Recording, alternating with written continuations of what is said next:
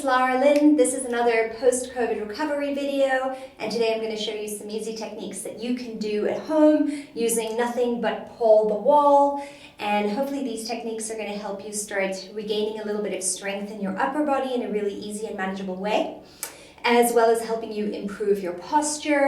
And it's also going to benefit opening your chest, firing up your core and your transverse abdominis, and giving you a little bit of space around your spine. Okay, great. So what we want to start with first is mobilizing the shoulders, making sure they're nice and lubricated. So bringing your fingertips onto your shoulders, and then try to get the elbows to touch each other in the center, and then move in opposite directions in really big circles. So I've taught this technique a lot, and I know it's not very easy in the beginning to get the arms to move in opposite directions. If you just end up sort of doing the back stroke or the front stroke, that's totally okay. Just try to think about big circles using the joint to its maximum. Changing directions. As always, please try to breathe nice and slow through your nose and try to keep your heart rate down. Great, then we're just going to close and open the shoulders a couple of times.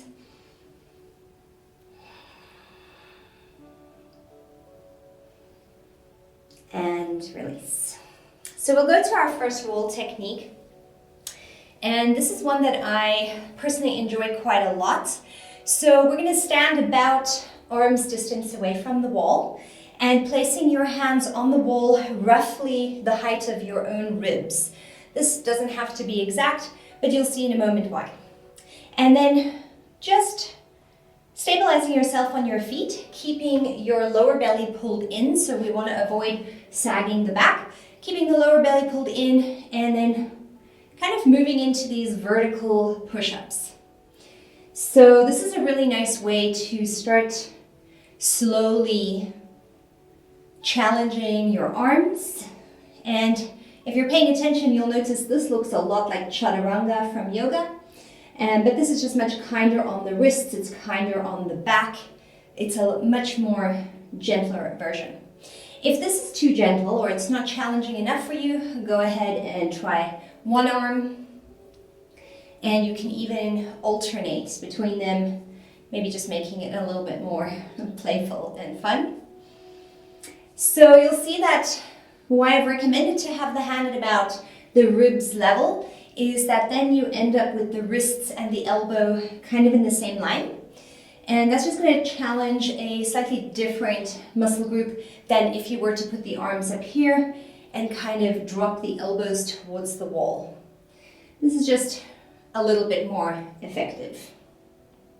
So you can do as many of these as you like, maybe even alternating a little bit. It's also a nice way to start mobilizing the wrists. Moving on, we're going to place the hands a little bit higher, more or less face height, and the arms more or less shoulder distance apart. If you know that your shoulders are really tight, you can even widen the hands, but this is a really good place to start.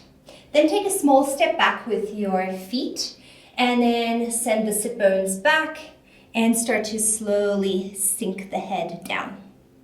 So there are much more advanced versions of this where we really focus, for instance, on keeping the tailbone tucked and wrapping the shoulders around the body, and then we really challenge the shoulders. But today we're going to just take it nice and easy, and we're going to move through some cat-cow versions of this. So as we exhale, we're going to tuck the tailbone and round the spine and push into the wall. And then as we inhale, we'll kind of soften into the stretch a little.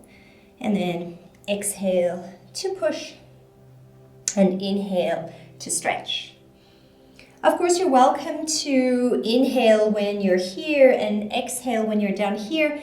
The only reason why we recommend exhaling when we're in this version is because we're shortening the front body, and to some degree that is helping to push air out of the lungs.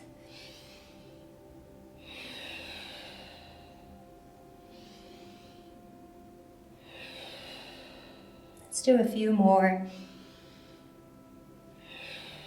Start feeling the shoulders really opening here, and the head can come a little closer to the wall. For the last one, we're going to widen out the hands a little bit more and then just sink down and stretch. This helps to target slightly more of the pectoral muscles in the front of the chest and just that nice opening feeling.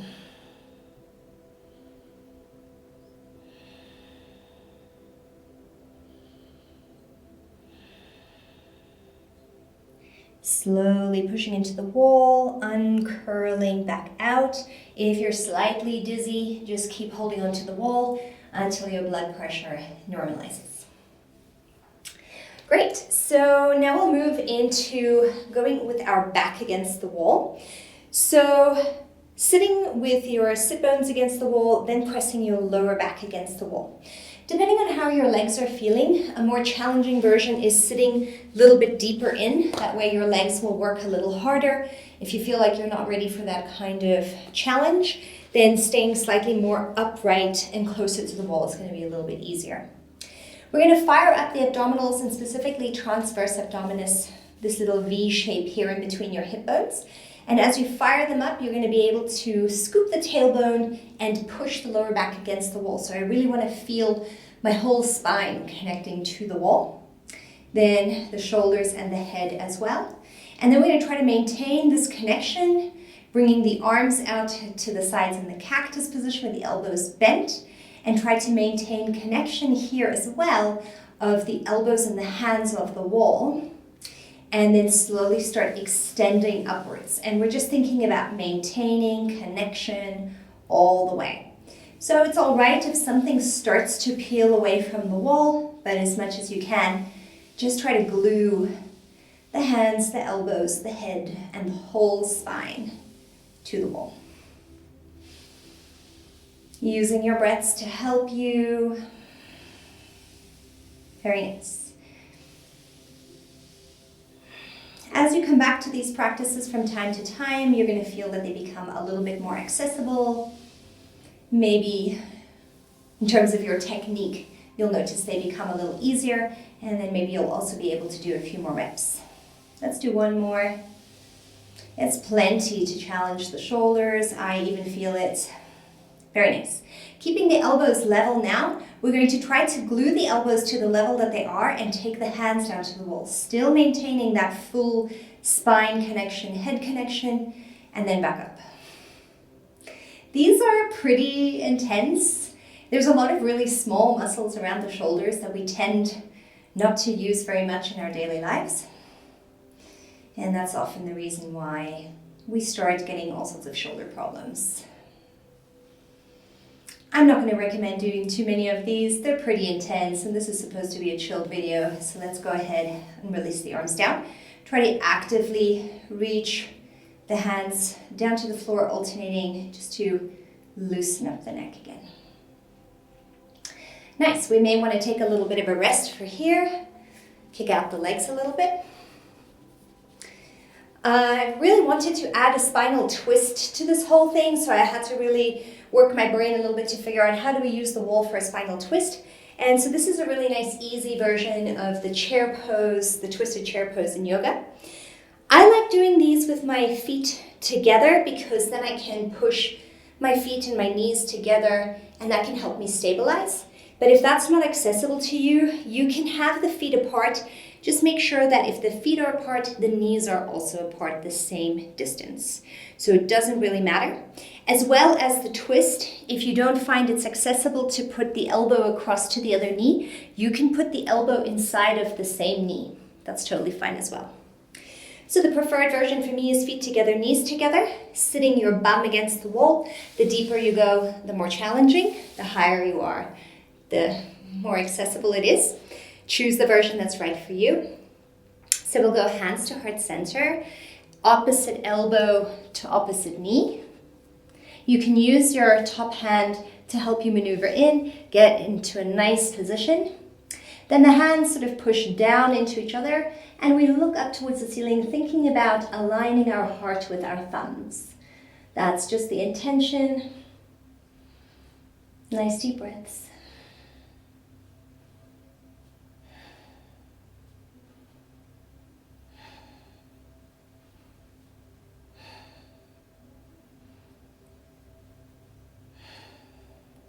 and slowly release. If you need a little bit of rest, you can straighten out the legs, shake them out a little bit, and then go into the other side. So sitting at a depth that's nice for you. Hands together into prayer, bringing the elbow to the opposite side, and then gently looking up with the head and pushing down. Try to align the heart with the thumbs. Each time you exhale, you may be able to twist a little deeper.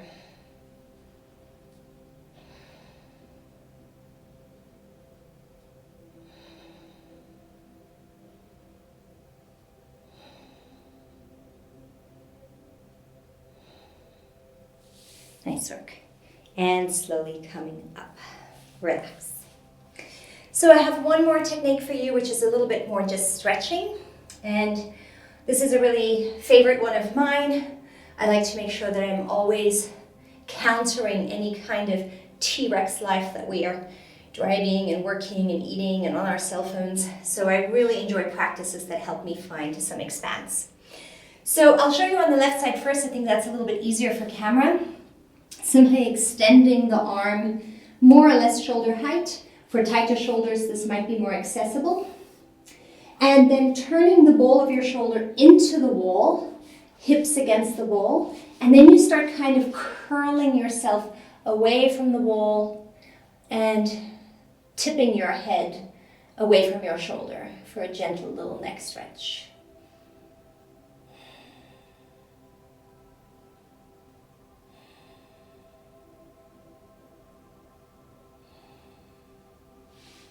When that one feels nice and accessible, then I recommend going to the cactus arm version or the bent arm version of it. This one is a little bit more efficient at targeting the pectoral muscles. Where I really like this one, but the stretch is a little bit stronger. Pushing the ball of the shoulder towards the wall, keeping your body quite close to the wall. You can even use your opposite arm to help you kind of peel away from the wall. Tip your head in the opposite direction. And just enjoy the stretch. Remember, you're welcome to maneuver the arm as much as you need to really find the place where you're finding a stretch. These things are all about the way things feel, not about the way things look. If you have the elbow too low, you're probably not going to get a very decent stretch. However, if that makes it more accessible to you, start there and you can build with time. Let's go over to the other direction. So we're doing the straight arm version first. Really hugging against the wall. And then kind of curling away and then leaning the head away. So not only a great stretch for the front of the shoulder and the pecs, but also for the neck.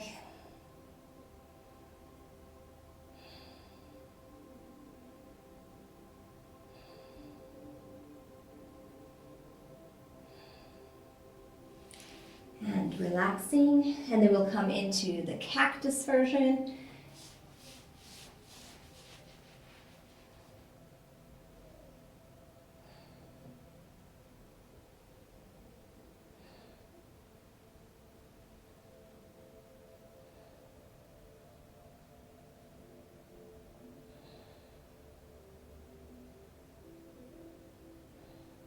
And slowly release.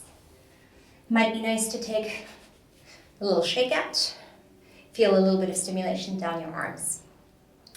Cool, so I hope that these simple techniques really help you to find a little bit more strength in your upper body, but also a little bit more attention and awareness to your shoulders, to your posture. Remember, the more that the core does for lifting and supporting the spine, the less struggle it is for your back.